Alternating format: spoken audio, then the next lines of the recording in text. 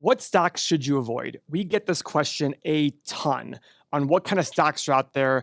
And the hard part is we're usually going to answer with stocks or types of investment that don't make sense because they're usually the ones doing well in the market. So what kind of stocks do really well in the market early on? IPOs, hype. IPOs and hype. And what are the ones that I say avoid? IPOs and hype. So first, let's look at the types of stocks to avoid, and then we're going to give some real life examples on those kind of stocks that we say to avoid. So Mo, first, what's the first thing we say to avoid? IPO and hype. IPO and hype. Okay. Now, let's start with IPOs because IPOs are exciting. It's a new company coming to market, but data has shown that IPOs tend to not do very well. Remember, what's an IPO? Like when a company goes IPOs, what's the process? They basically are trying to raise as much money as they possibly can and go public. And how do they do that? By selling themselves. Correct. So guys, they go on what's called a road tour, right? And they come up with all these like documents that say, look how awesome we are. Investment bankers are salespeople. There's no analytics going on. They're there to sell. And the better they sell, the higher the price they can IPO the company at. It is all about selling the hype. And of course, everybody will talk about if you'd invested in Microsoft, Oracle, Google, all these things that they IPO, look how much money you would have. But you're also avoiding all the thousands and thousands of companies, the 10x, 20x that are actually terrible. There's stats out there that show how bad IPOs do. Now, keep in mind, there's also stats that show you shouldn't be picking individual stocks, and we pick individual stocks. So I get that. There's a little bit of a contradiction there. But when it comes to IPOs, their job is to sit there and say, I was offered shares of Google in the IPO. And I said no, because I was like, you know what? IPOs are bad. The stock just went like this, right? Of course, I regret not doing that. But you guys also don't hear the story about the other IPOs that I was offered that all literally went to zero. Like I can't even name another IPO today that still exists that I was offered. And that's kind of like the indication of what I'm saying. So even though Google probably would have more than made up for all those losses if I'd IPO'd in that way. Well, another thing that happens with IPOs is they go like this and then they go like this. Yeah. So they can run for a very long time. I mean, look at your Pelotons, Workhorse, et cetera, that was happening during COVID. And what's that called? That's the hype. Yeah. That's the second one we're talking about. Guys, hype is huge. You look at January and February of 2021, and everybody on YouTube is like, you guys are idiots. You don't get it. There's Workhorse, there's Nikola, there's Neo. All these companies are going parabolic. Right now, we have NVIDIA, Tesla's parabolic again. All these other companies that people say, Paul, you're missing it. And guess what? All those companies in the past had a good story. But we were just like, they're just too overhyped. Too much dumb money is chasing these things. Go ahead. I have some graphics here you can look at. So this is Peloton. You can see that it had that parabolic rise and fall. This is Workhorse, WKHS, same thing. Parabolic rise, fall, Nikola, like you were talking about. So this is the hype. It looks really good when it goes public. Tattooed Chef. And it pull doesn't. that one up. I don't know if we can even register that one anymore. Nope. Oh my gosh. Can't register That's anymore right, because because it's gone. Isn't that amazing? Yeah. And the person who was pumping Tattooed Chef, I just saw him pumping PayPal, and it makes me feel bad because I'm like, oh no, man, I must be so wrong on PayPal, right? Yeah. So hype is hard to, it's FOMO, fear of missing out. You see this huge rise and you're like, oh my God, it keeps going up. I'm missing out on this. You know, I'm very fortunate. I don't have that FOMO. I literally look at that and go, oh, I got to stay away. Because usually that's happening with a big disconnect. You know, we looked at Alibaba. I sent you and Dalton a tweet today. Alibaba is selling for lower than its IPO, according to the tweet, lower than its IPO price, and yet its revenue is 10x and its profit is 10x. And it's selling less than its IPO price back then.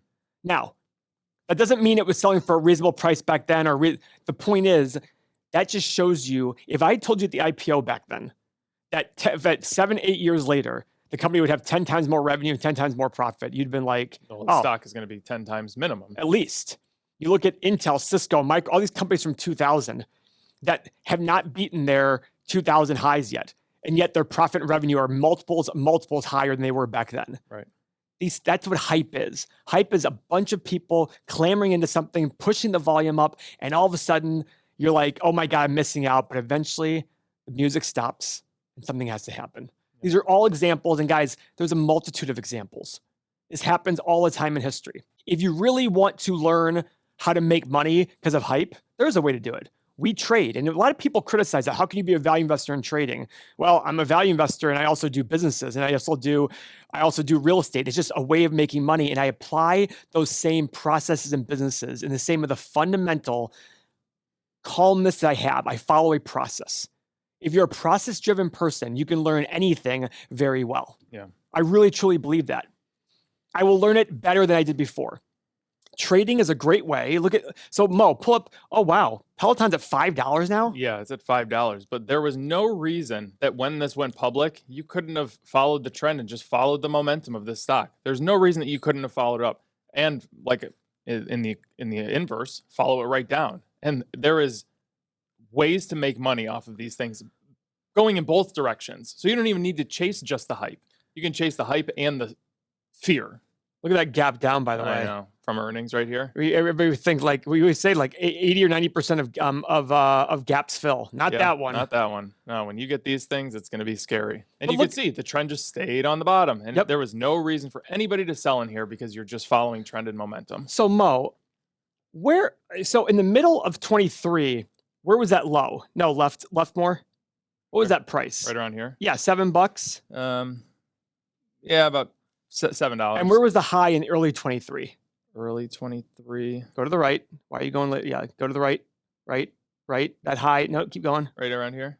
A little more. Here? Yeah, $15. Yeah, 15. So you could double your money. 17, 18. That's not a guarantee. Yeah. But the point is, look at your charts there. The charts below are what would have told you should you enter or not enter. Yep.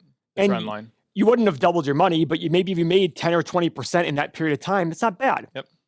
And guys, it's not meant to say, oh, it's super easy, it happens. No, there's a process. I don't care what process you're doing, you're never going to buy at the low, you're never going to sell at the high.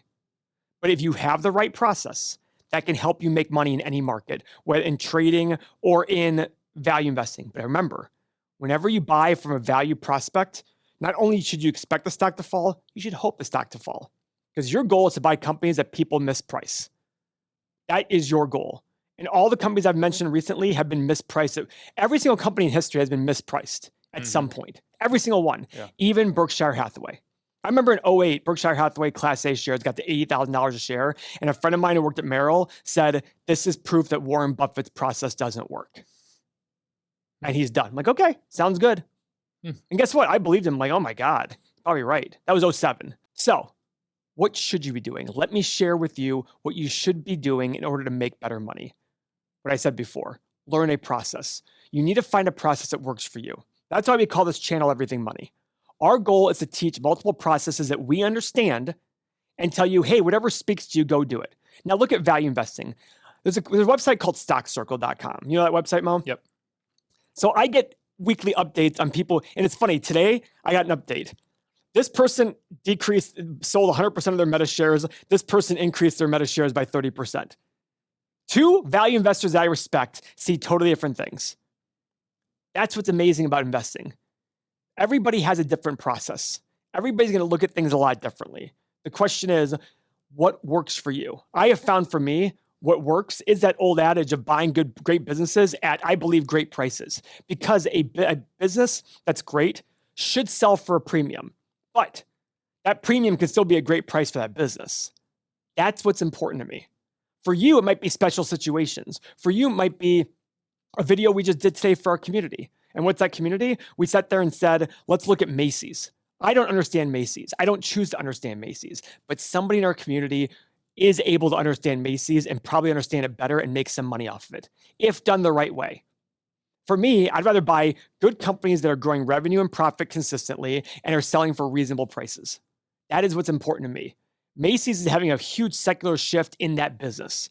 And for me, that's a little antsy. I'd rather just move on from that and focus my attention elsewhere. Mm-hmm. If you've watched any of our videos, you know that when I always say, when you buy a stock, you're buying a piece of a business, and every investment is the present value of all the future cash flows. If you understand internally what those mean, you will love seeing stocks go down. And that's what we're trying to teach you here. We're trying to be around an environment where you're repeating in your head those statements. The more and more you do that, yesterday I was looking at Mark Manson. He wrote The Subtle Art of Not Giving Enough. Mm-hmm. And he wrote something about gratitude, like experiencing gratitude. I remember 10 years ago, I didn't feel like I was very grateful. So just every day I would say something like, and now it's like literally inside me, where my gratitude is so much better for my life and everything like that. It started with small things. Look at investing, same thing. If you keep repeating these things over and over, and they're basic and they're repetitive, but that's the point. The second you own those, you realize, like all my stocks that I bought in the last 2 years are all up. Basically, well, from their lows for sure, but at least half of them are up from when I bought them. And guess what? That bothers me, right? Because I want to buy them at cheaper prices, and it truly bothers me. So what's our goal? Our goal is to help make you an expert so you know what a good investment looks like to you. And we made a video series to help you become that expert. So just click up here to watch, and we'll see you in the next video.